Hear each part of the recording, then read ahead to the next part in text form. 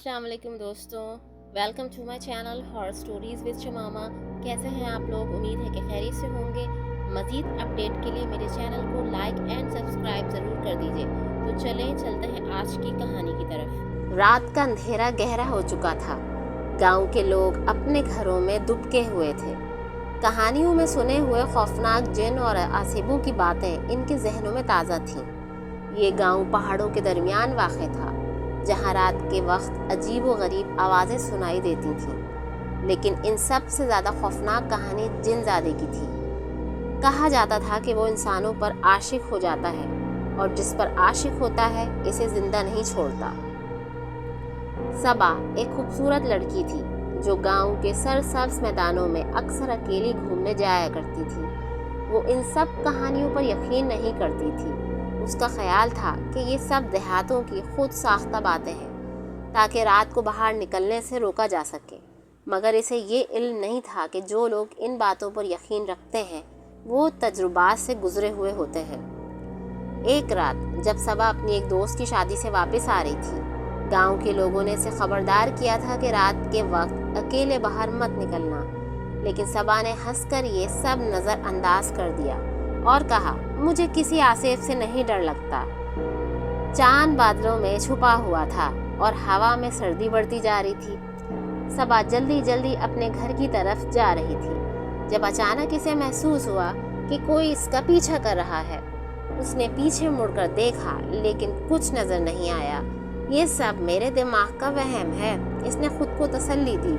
मगर जैसे ही वो आगे बढ़ी, इसके कदमों के साथ एक और कदमों की आवाज़ सुनाई देने लगी। इस बार आवाज़ साफ थी। दिल की धड़कन तेज़ हो गई और इसके हाथ पांव ठंडे हो गए। इसने दौड़ने की कोशिश की मगर इसके कदम भारी हो चुके थे, जैसे किसी ने उसे जकड़ लिया हो।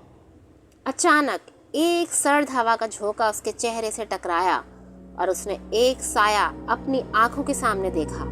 वो साया आहिस्ता आहिस्ता उसके करीब आ रहा था। सबा ने चीखने की कोशिश की मगर उसकी आवाज़ हलक में दब गई। सबा एक गहरी मगर मध्यम आवाज़ ने उसके कानों में गूंजना शुरू किया, मैं तेरा आशिक हूँ और तू मेरी हो चुकी है।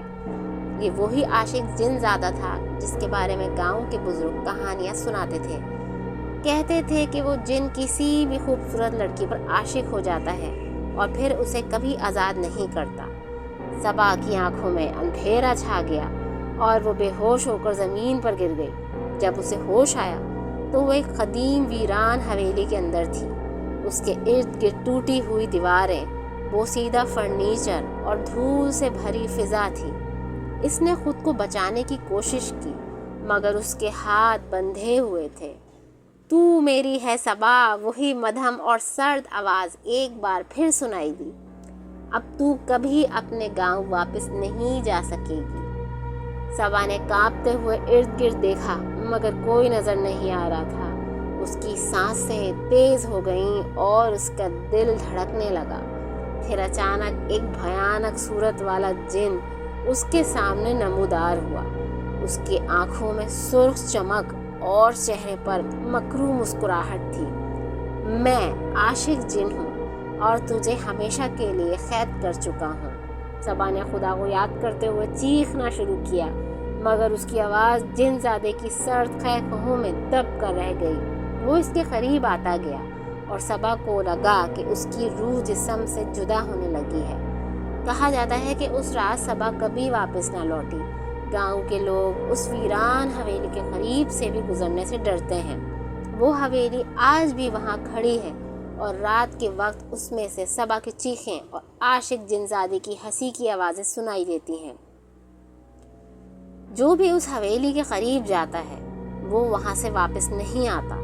गांव वाले आज भी सबा और उसके आशिक जिनज़ादे की कहानी सुनाते हैं और अपने बच्चों को रात के वक्त घर से बाहर ना निकलने की ताकीद करते हैं। कहते हैं कि आशिक जिनज़ादा आज भी किसी नए शिकार की तलाश में है।